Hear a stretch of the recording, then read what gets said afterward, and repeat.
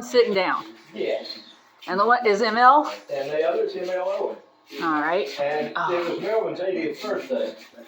Okay. Big party. I mean, it was, they were cooking hogs and everything else down there. The kids wanted to do something really nice for the dad.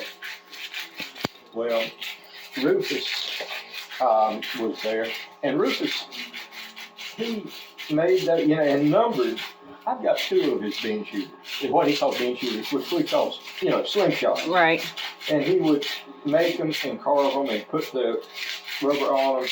And he would do demonstrations at 76 in the bicentennial National Fall Fest. He went up there and was shooting. They'd throw up a silver dollar, and he'd knock that silver dollar out of the air.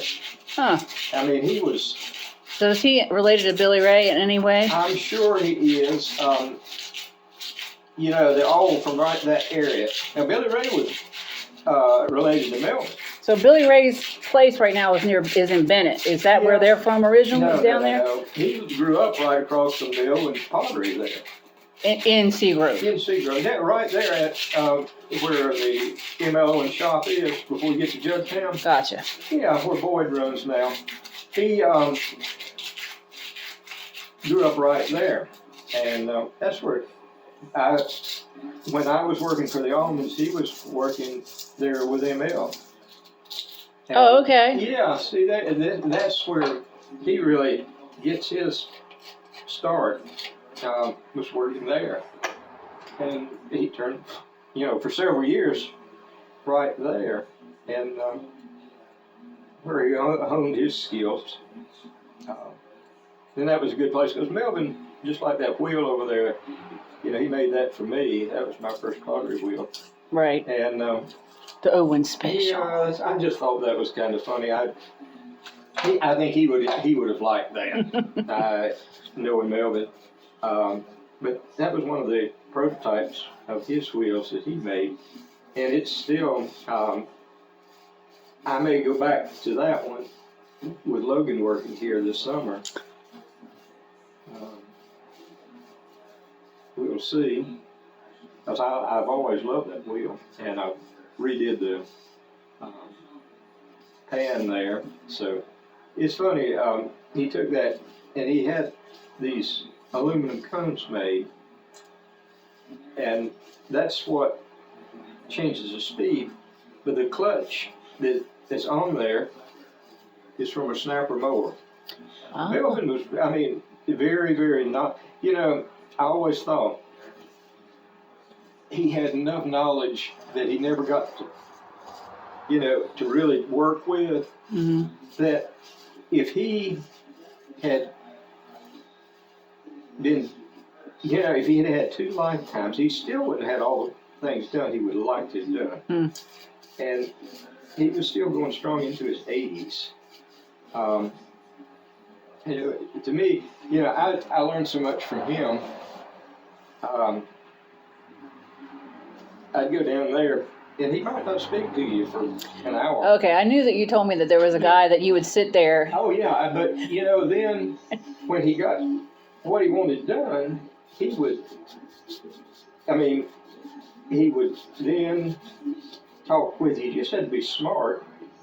And that was a lot of the old potters were like that. They didn't, if their mind was on something, then you gotta wait. You better be prepared to wait.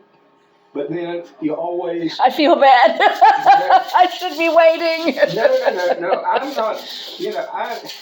I can talk. I'm like Ms. Allman. I can talk and do whatever I'm doing. And if I need to do something, I'll get up and do it. You can follow me around. I don't care. That part of it's fine. But that was Melvin, and I love the man. He didn't. So many of the potters always thought that they had these great secrets. And Melvin had no secrets, because he knew that everybody knew these things. It's just like glazes. People, you spoke earlier about Maston. Maston worked in a locked room. And with the working on the glazes that he was working on there at the old Almond, Charlie Almond shop, and a lot of it, Walter, I mean, had a room off where all his glaze formulas were kept that you didn't go in. Milton had no secrets, and that was the funniest thing. One day I found a North State glaze that I really liked.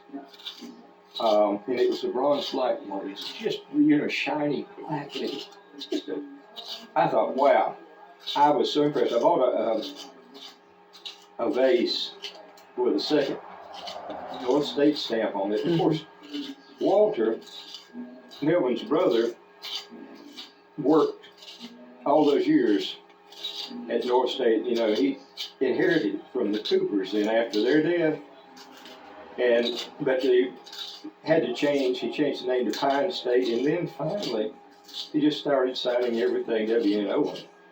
But I thought I really would like to have the formula for that glaze. So one of those days I sat down there until Melvin was finished, and I said, Melvin, how was that bronze black glaze made? Well, he gave me the exact formula. And I came back here and I started putting stuff in that thing. And one of my major wholesale customers, she, and this is in Asheville, at the Appalachian Craft Center, and I went up there and I took a bunch of these, and what happened, she bought just bukus of black because she loved it. You know how many people love that glaze? How many? 2. You and her. That wouldn't sell. I always thought that was funny. When I got interested in the chrome red, like that vase that you brought in, the Rebecca picture. Right. And I went down there, and guess what? Melvin gave me the formula for the chromium red. And every once in a while, I'll make a kiln of that.